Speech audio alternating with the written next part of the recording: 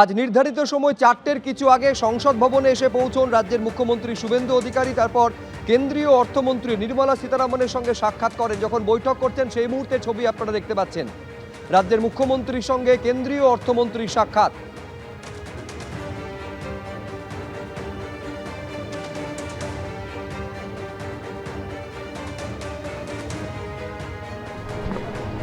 যখন সংসদ ভবনে এসে পৌঁছন মুখ্যমন্ত্রী সেই সময় ছবি আপনারা দেখতে পাচ্ছেন।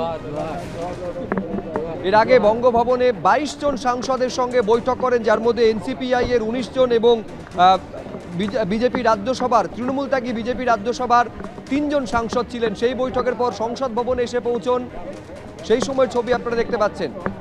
মনোজ টিগ্গা থেকে শুরু করে খগেন মুর্মু, সৌমিত্র খাঁ তারা উপস্থিত রয়েছেন। আজকে যখন কেন্দ্রীয় অর্থমন্ত্রীর সঙ্গে বৈঠক হচ্ছিল সেই সময়ে এই সাংসদরা উপস্থিত ছিলেন বিজেপির।